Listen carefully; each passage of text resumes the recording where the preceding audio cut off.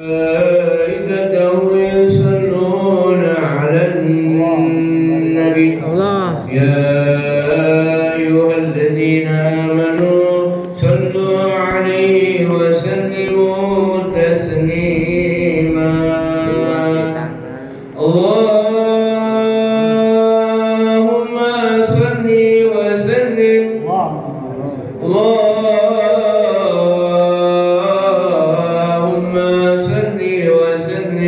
وجد وعدل ونعم وتفضل وبارك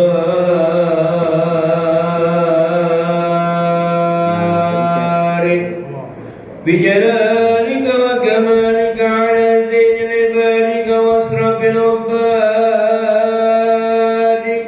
أسعد العرب والعجم وإمام طيبة والحرم وترجمان باللسان الكتاب ومنبع العلم والحلم والحكمة والحكم أبي القاسم سيدنا وحبيبنا وشفيعنا ومولانا محمد اللهم صلى الله عليه وسلم جده شرفا يا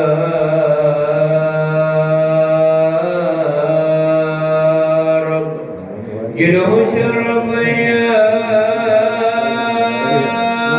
رب جده شرفا يا رب وكرما وتعظيما ورفعة ومهابة وبرا ورضي الله تبارك وتعالى عن ذوي الفخر العلي والقدر الجليل ساداتنا وإماتنا وموالينا أبي بكر وعمر وعثمان وعلي الحسن ثم الحسين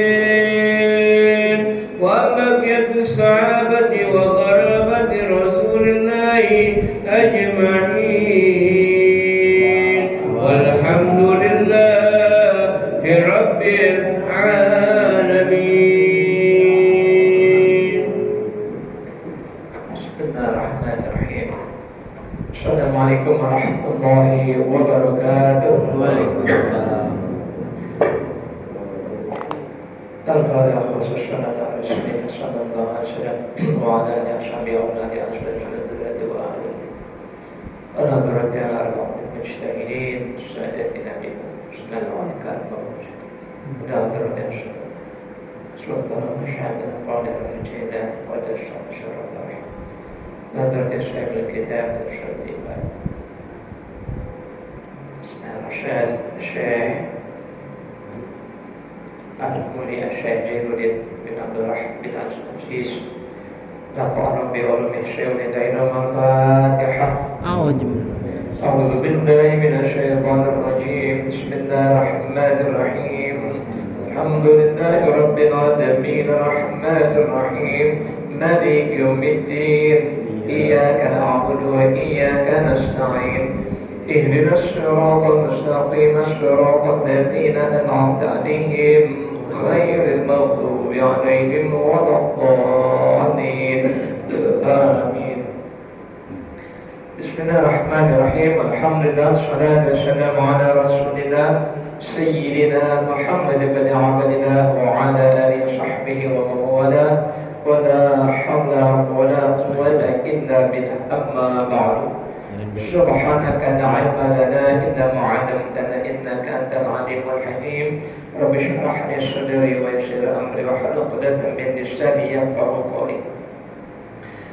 Alhamdulillah, mari kita sama panjatkan syukur karena Allah Subhanahu wa taala malam hari ini kita masih diberikan kesehatan, diberikan kenikmatan, nikmat panjang umur, nikmat sehat walafiat, dan kita bisa berkumpul berwajah bersilaturahim. Mudah-mudahan kumpul dan silaturahim kita mendapatkan kucuran rahmat dari Allah Subhanahu wa taala. Amin. Salam dan salam sama-sama kita sampaikan dan panjatkan juga kepada baginda Nabi besar Muhammad sallallahu alaihi wasallam, kepada keluarga sahabatnya, zuriyahnya, dan juga insyaallah kita istiqomah menjalankan risalah yang Nabi kita bawa sampai maut menjemput kita, dan mudah-mudahan kita dimatikan oleh Allah husnul khatimah dan mendapatkan syafaat dari baginda besar Muhammad di pada masa pada hari kiamat nanti. Amin. Allahumma amin.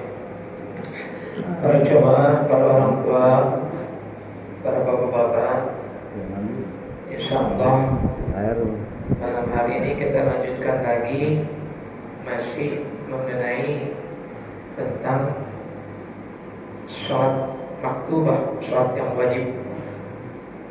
Sekarang dijelaskan dalam rawi ancaman untuk orang-orang yang meninggalkan sholat tanpa uzur. Maksudnya dengan sengaja. Sehat walafiat, sehat badan, sehat jasmani, sehat rohani. Ini terang-terangan meninggalkan sholat. Rawi, di dalam rawi dijelaskan anna fi jahannam, sesungguhnya di dalam neraka jahanam. Ini ternyata neraka itu banyak ya macamnya. Neraka jahanam, neraka wil, neraka syagir, neraka macam-macam. Anna fi jahannam wadiyan yaqul lahu fihi hayyanan kulli hayyatin بشيخ رطبة العبرة طويلها عسير شهر تلبس طارق الصلاة فيصلي سبحا في جمعه 70 سنة ثم تحرير لحم. Dijelaskan dalam rawi bahwa sesungguhnya di dalam neraka jahanam ada suatu tiang. Di neraka paling bawah ada lubang lagi. Ini sumur, digali lagi sumurnya. Nih, udah dibikin di neraka tempatnya. Kira-kira yang namanya neraka gak enak kan ya? Dan kita aja di rumah kalau panas gelagapan gak? Kipas angin ini kalau lagi begini nih, kipas angin mati, AC-nya mati, lampu doang yang nyala. Apa yang dicari? Bos 10 udah nih. Nah, ini nih, apalagi di sono. Sekarang nih, alhamdulillah di Indonesia cuma ada 2 musim. Musim hujan dan musim panas, hujan dingin, musim panas kemarau.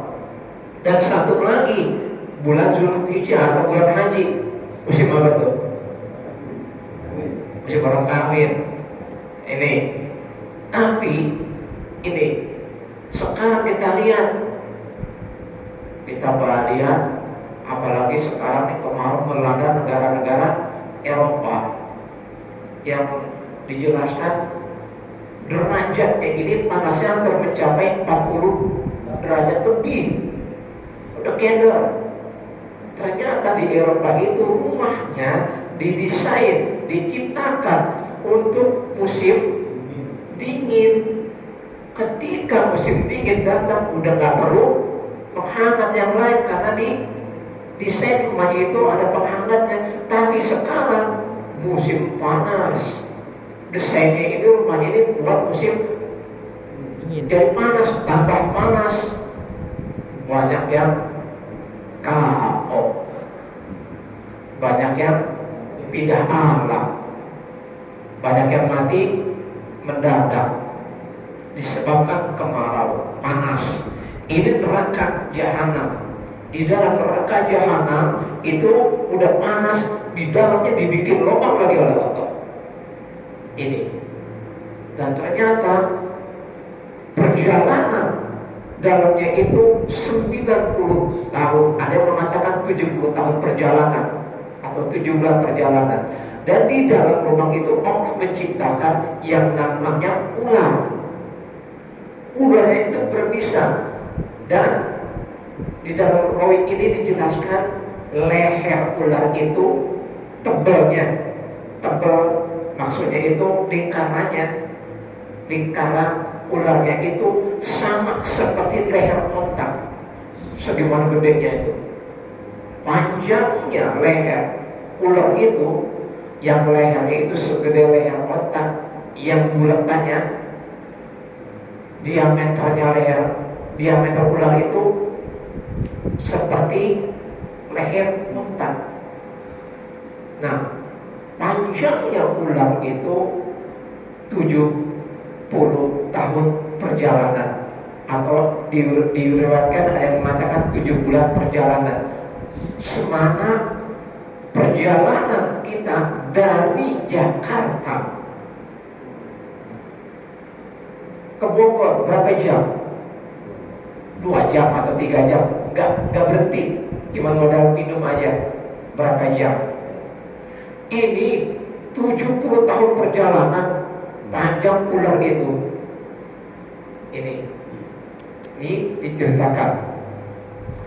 Kemudian disiapkan oleh Allah bahwa ular itu diperintahkan oleh Allah untuk orang yang tarikus shalah, meninggalkan sholat dengan sengaja, untuk melilit dan mematuk dengan bisa tersebut disediakan untuk orang yang tarikus shalah bi'uzrin, tanpa uzur.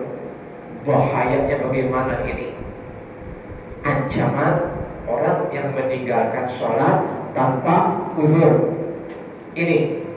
Tapi ada suatu riwayat mengatakan, rawi aidan anna amra'atan min bani Israil, sesungguhnya ada seorang wanita min bani Israil, dari umatnya Bani Israil, yaitu umatnya Nabi Musa, Bani Israil. Janas ila Musa, datang ke kanjeng Nabi Musa. Ternyata dia mengadu, membawa aduan, membawa permohonan. Janas ila Musa, datang ke kanjeng Nabi Musa alaihissalam. Bahwa orang ini berkata, perempuan ini berkata ke kanjeng Nabi Musa. Apa yang dikatakan perempuan ini kepada kanjeng Nabi Musa? Faqalat ya Nabi Allah, wahai Nabi Allah Musa alaihissalam, adzabtu dzamban, aku datang kepadamu, dzamban dengan dosa. Dosanya apa? Dijelaskan itu dzamban azima, dia datang dengan dosa yang sangat besar. Aziman itu dosa besar. Aziman itu besar artinya. Wa qad sita ila aidan, kemudian wa qad sita ila ta'ala fad'ullaha ana yaghfirli dzambi. Perempuan ini mohon kepada kanjeng Nabi Musa bahwa dia mengaku berdosa. Wahai Musa, aku datang kepadamu dengan dosa yang sangat besar. Kemudian perempuan ini, tolong dong kanjeng Nabi Musa, seorang nabi kan, seorang rasul, pasti dosanya diijabah. Minta kepada Tuhanmu, ila ta'ala fad'ullaha, mohon berdoa kepada Allah.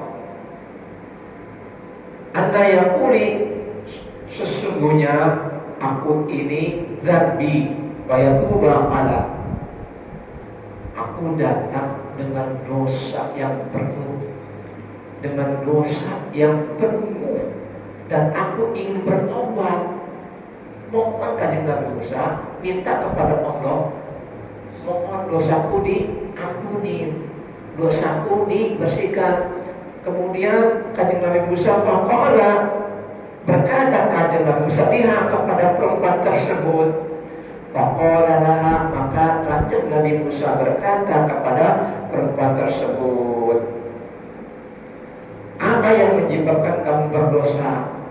Dosa apa yang membuat kau minta pertolongan kepadaku untuk minta ampun kepada Allah?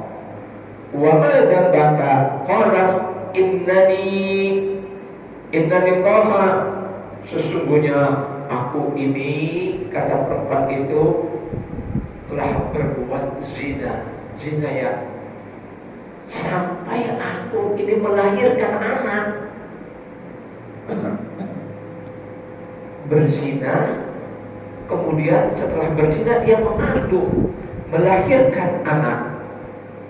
Ini Nabi Musa geleng-geleng. Ya Allah, dosanya seberat ini, dosanya segede ini. Ya Nabi Allah, Zainab aku telah berbuat zina. Dengan berbuat itu waladas, dan aku telah melahirkan anak. Waladas waqatalas, kemudian anak itu aku potong, aku bunuh, aku matiin. Sekejam ini nih mak nih, perempuan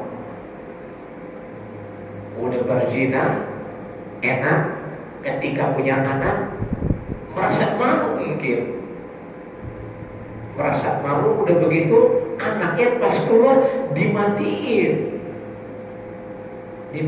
dibunuh, merasa dosa besar. Ini merasa berdosa besar. Faqala Musa, maka Kanjeng Nabi Musa berkata kepada perempuan ini alaihissalam, ukhruji, diusir perempuan ini. Sama Kanjeng Nabi Musa, ya Rabbana yang Karim, engkau sudah bikin malu, keluar dari kampung ini.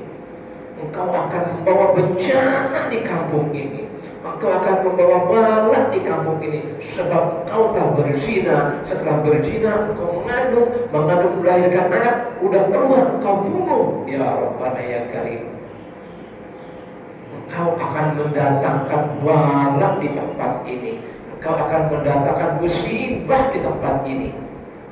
Ini kata Kanjeng Nabi Musa, ukhruji. Kemudian Kanjeng Nabi Musa, ya Fajr Tarasari, kau akan dilemparkan ke api neraka. Perempuan ini nangis, terseduh-seduh, keluar merasa dirinya terhina dengan perkataan Kanjeng Nabi Musa. Udah hina di hadapan manusia, udah hina di hadapan seorang nabi, dan akan mendatangkan bala bencana di tempat dia tinggal. Ini diusir oleh Kanjeng Nabi Musa. Setelah diusir, perempuan ini menangis, merasa dia berdosa, taubatnya kagak diterima. Ini kemudian datang Jibril alaihissalam mengatakan, wahai Musa, engkau tidak punya hak, engkau tidak punya hak untuk mengusir orang, untuk menghina orang yang datang kepadamu, mohon minta ampun kepada Tuhanmu. Ini mohon ampun, merasa dirinya bersalah, merasa dirinya berdosa. Ini kemudian Faruzul Jibril, maka Allah mengutus malaikat Jibril alaihissalam. Waqala, dan berkata Jibril ini kepada Kanjeng Nabi Musa, ya Musa, Rabbi ta'ala yaqulu laka lam waradat. Ya Musa, engkau tidak punya hak, engkau tidak punya hak untuk memvonis orang yang bersalah, yang ingin tobat. Engkau telantarkan. Maksudnya apa? Ketika di antara kita, ketika di kampung kita, mohon maaf, jangan sampai terjadi seorang perempuan berbuat zina. Setelah berzina mengandung melahirkan. Setelah melahirkan anaknya dibunuh. Kira-kira ada nggak zaman sekarang?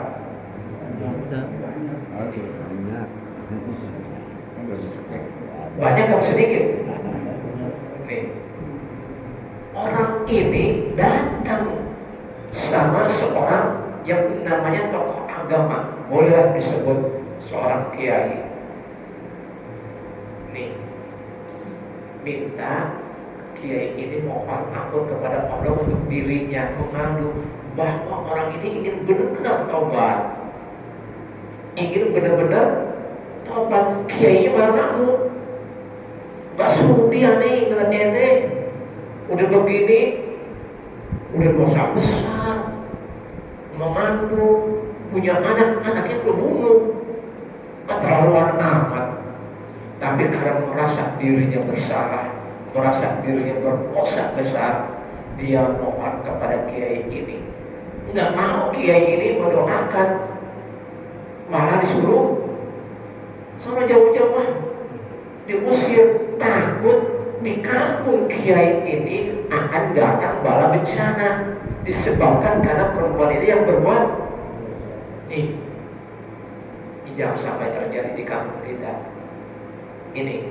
Tapi alhamdulillah, meskipun ya ada, tapi jangan sampai kita cuma bisa berdoa doang. Apalagi setiap hari Allah maghfir lil muslimin wal muslimat wal mu'minin wal mu'minat al ahya minhum. Tuh, kita yang ngedoain, baik yang Islam, baik perempuan atau laki, yang kecil, yang dewasa, yang mukmin, yang masih hidup ataupun yang telah didoain sama kita. Tapi nggak pernah berterima kasih. Udah didoain dengan senang hati, kita berdoa. Ketika selesai, Allahumma fir muslimin wal muslimat wal mu'minin wal mu'minat al ahya wal amwat bi rahmatika ya arhamar rahimin. Kita doain, masih salah, masih dihujat, gak laku doa lo, gak diangkat doanya. Masalah utama itu urusan Gusti Allah. Orang yang mau bertobat datang kepada Allah, dia nangis, Allah tersenyum. Datang kepada Allah, dia berlari, Allah memeluk. Ini datang kepada Allah dengan tobat. Ini zaman Nabi Musa masih seperti itu. Ini mudah-mudahan yang terjadi di zaman sekarang. Tsumma na'udzubillah min dzalik. Dikira-kira kalau ada kejadian di tempat ini, kita, orang ini mau tobat,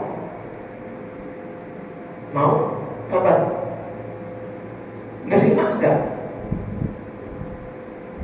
Udah, itu urusan Allah, itu hak Allah yang memvonis, yang bisa memasukkan neraka itu hanya Allah, hak prerogatif Gusti Allah.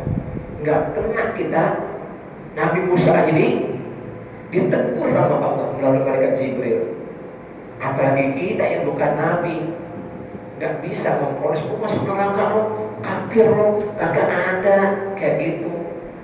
Ini yang berhak mengatakan, yang berhak memasukkan Allah Subhanahu wa Ta'ala. Ini dan juga ini ada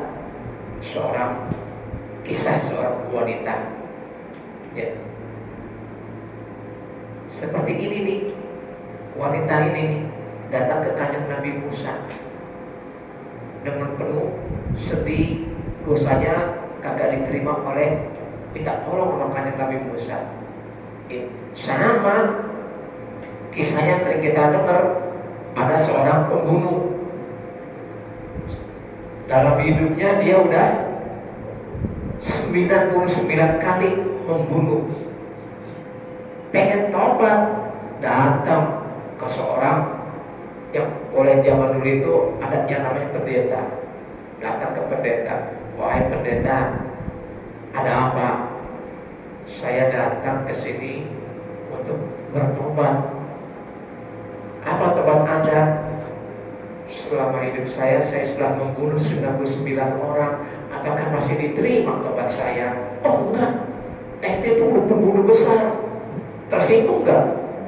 Sekalian panggung. Kalau dia ini enggak temperamental karena ingin menuju tobat Allah, kalau masih ada nafsunya, tanggung yang begini nih, gampangin aja lah. Tanggung 99 ini datang karena si pendeta ini gak mau menerima tobatnya, datang ke kiai. Wahai orang alim, ada apa? Aku datang kepada Anda. Tentang apa? Masalah apa? Tentang dosa saya. Emang apa dosa Anda?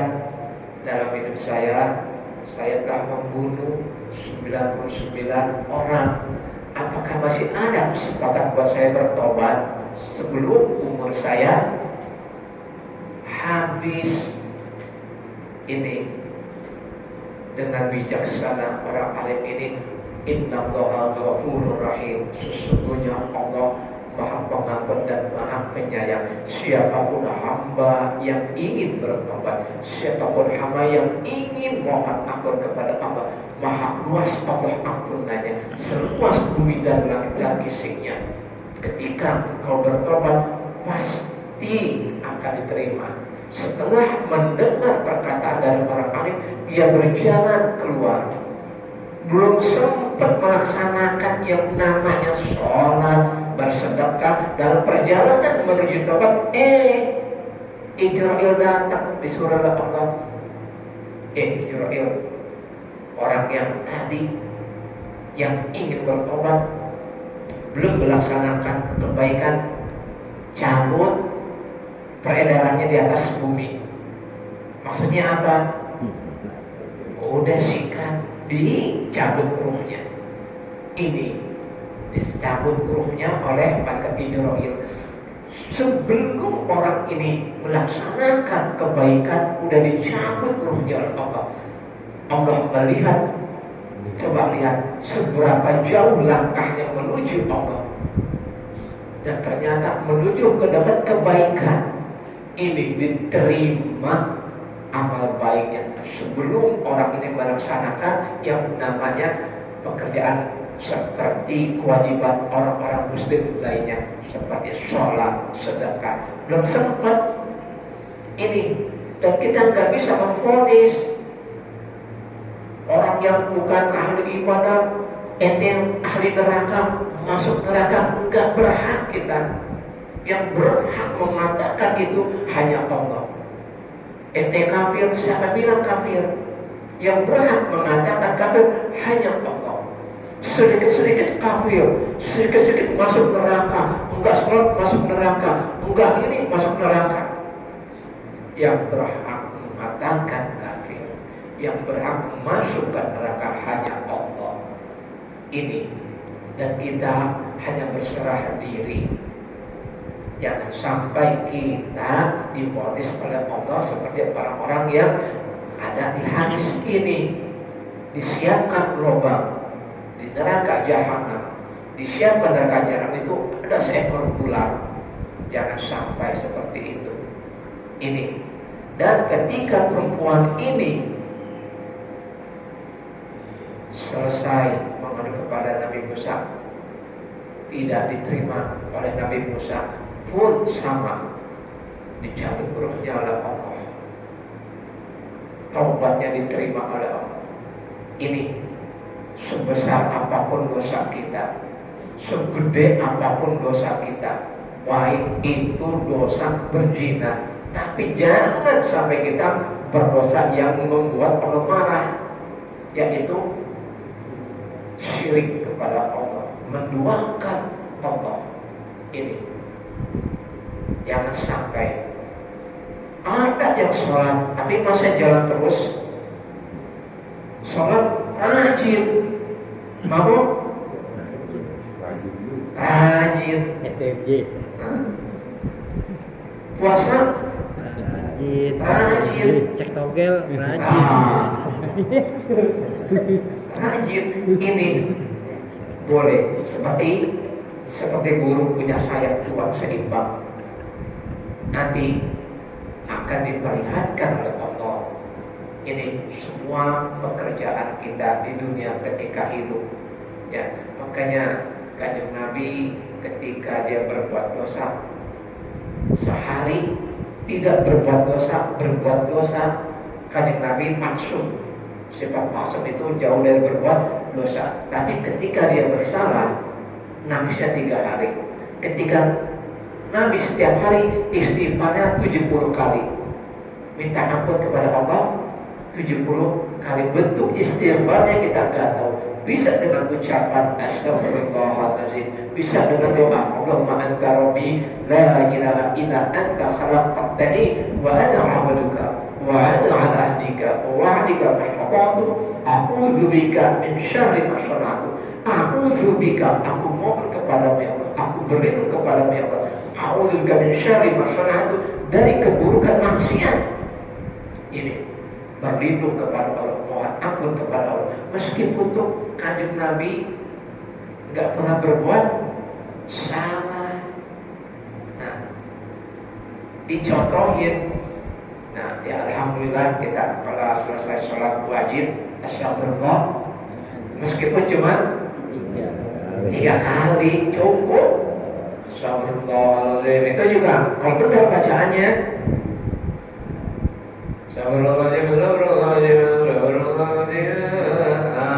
Udah kayaknya tuh. Ini, tapi alhamdulillah masih mau beristighfar. Ini masih mau sholat. Ini dilihat dari kehidupan orang Muslim, dilihat dari sholatnya. Akhlaknya orang Islam dilihat dari sholatnya. Keimanan orang Islam dilihat dari dia sholatnya. Pondasinya itu dengan sholat. Insyaallah nanti insyaallah kedepannya ya, kalau untuk saya ya nggak perlu kita belajar yang namanya tentang rukun dan syarat sahnya sholat. Dari dulu itu perlu belajar syurutul sholatu, syarat-syarat sholat, wujibus syaratu sholat. Nanti tak seperti itu ya, itu pelajaran anak tsanawiyah, anak SD. Dan kita yang penting ini sholat ini adalah kita berkomunikasi dengan Gusti Allah. Inna a'tayna kal kautsar fasholli. Ketika kita diberikan oleh Allah yang namanya kenikmatan yang banyak, fasholli, maka kita disuruh oleh Allah berkomunikasi, berdoa, maksudnya mensyukuri. Ini fasholli li rabbika. Ketika kita mendapatkan kenikmatan, wanhar, berkorban, bersedekah, maksudnya itu menyisihkan apa yang kita dapat hari ini. Ketika kita berbuat baik, inna syani'aka wal, sesungguhnya orang yang menghalangimu untuk berbuat baik disikat oleh Allah. Dia hancurin, dimatiin. Ketika kita berbuat baik, tapi ada nih orang yang gak sudi sama kita, pada gak senang sama kita, sia-sia itu sholat, sia-sia itu ngomong. Itu adalah sholat ke orang inna syari'aka.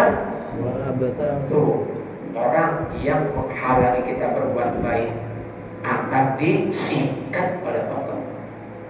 Ini akan dibuat seburuk-buruknya makhluk di atas bumi Allah. Seperti Abu Lahab, begitu sampai sekarang pun kuburannya bau. Nah, dan orang yang pernah melaksanakan ibadah haji ketika berkunjung yang ke Abu Lahab itu sampai sekarang makamnya sampai cium bau bangkai. Orang yang menghalangi perjuangan Kanjeng Nabi, sama orang yang berjuang di jalan Allah penuh dengan keikhlasan. Hati-hati, ente dikuburkan kayak bangkai seperti itu. hati-hati yang penuh ikhlas, nggak pernah menuntut apa-apa, penuh ikhlas. Tapi banyak yang nggak senang, banyak yang nggak sudi. Hati-hati, ini kuburannya yang dikhawatirkan seperti Abu Lahab, bau bangke, gitu aja dah ini. Nih, hati-hati ya. Ini udah kita berserah diri kepada Allah ya, bahwa kita penuh dengan keikhlasan. Ngaji ikhlas, berkumpul karena Allah, penuh keikhlasan. Mudah-mudahan kita menjadi orang yang mukhlasin. Amin. Amin. Mudah-mudahan ada manfaatnya. Amin. Allahumma amin. Rabbana atina fid dunya hasanah wa fil akhirati hasanah wa qina adzabannar. Allahumma waffiqna min tariq billahi taufiq wal hidayah. Assalamualaikum warahmatullahi wabarakatuh. Waalaikumsalam. Allahu akbar.